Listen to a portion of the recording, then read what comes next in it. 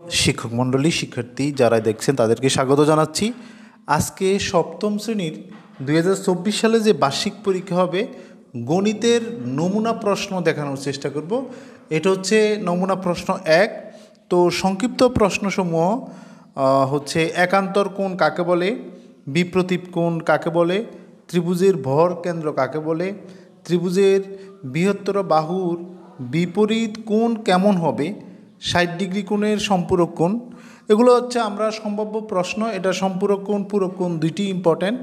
উপাত্ত কাকে বলে, তথ্য সংগ্রহের পর পরবর্তী কাজ কি, পরিসর নির্ণয়ের সূত্রটি কি, অবিচ্ছিন্ন তথ্যের মূল বৈশিষ্ট্য কি, তারপর হচ্ছে 41 থেকে 45 শ্রেণীর প্রকৃত শ্রেণী ব্যবধান কত, X, X square, X cube, X to the power 4 এর লসাগু কত, অর্থাৎ লসাগু গসাগু।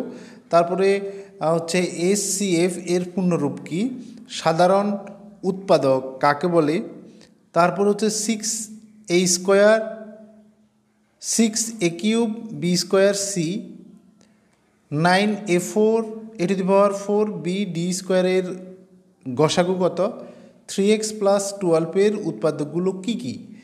এগুলো হচ্ছে সংক্ষিপ্ত প্রশ্ন। তারপর দেখাবো আপনাদেরকে বড় প্রশ্নগুলো দেখাবো। এটা হচ্ছে সৃজনশীল আকৃতির একটা বড় প্রশ্ন। অর্থাৎ 2024 সালের বার্ষিক পরীক্ষাটা 2012 সালের কারিকুলামের আলোকেই এই প্রশ্নগুলো আমরা হচ্ছে প্রণীত করেছি। এই ধরনের প্রশ্নেই পরীক্ষা হবে। অর্থাৎ কোনো একজন শিক্ষার্থী যদি এরকম 4-5টা প্রশ্ন সে সমাধান করে, তাহলে মোটামুটি এখান থেকে কমন চলে আসবে আমাদের বিশ্বাস। তো দেখুন এখানে প্রশ্নটা জাস্ট আমি যেহেতু প্রশ্ন আলোচনা করছি, এটা একটা প্রশ্ন।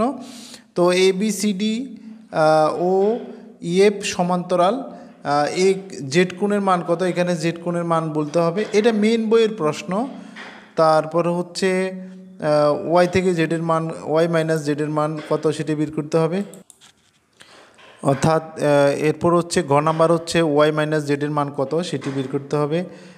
আরেকটি প্রশ্ন, প্রদত্ত চিত্রে এ বি ও ডিই পরস্পর সমান্তরাল, এ বি আর ডি হচ্ছে সমান্তরাল, চিত্রে বর্ণিত তথ্য ব্যবহার করে নিচের প্রশ্নগুলো উত্তর দিতে হবে।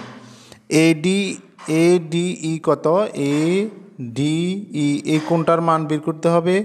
তারপর হচ্ছে চিত্রে দুইটি সদৃশ্য ত্রিভুজ আছে, তাদেরকে খুঁজে বের করতে হবে। তারপরে ঘ বলছে ত্রিভুজটির বৈশিষ্ট্য ব্যবহার করে ডিই ব্যবহার করতে হবে। তো এ হচ্ছে আমাদের মোটামুটি একটা প্রশ্ন।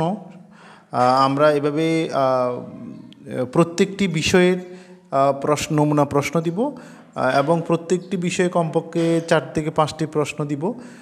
এতে করে শিক্ষার্থীরা প্রত্যেকটি বিষয়ে 4টি থেকে 5টি প্রশ্ন সমাধান করলে আমার বিশ্বাস এখান থেকে তারা প্রশ্ন 100% বার্ষিক পরীক্ষায় কমন পাবে। কারণ আমরা পুরো হচ্ছে অধ্যায়টা ভালো করে দেখেছি, প্লাস হচ্ছে বিচার বিশ্লেষণ করেছি, এখান থেকে আসার সম্ভাবনা আছে। তো শিক্ষার্থীরা যদি এইটাতে ভালো করে অনুশীলন করে এখান থেকে কমন পড়বে শিওর।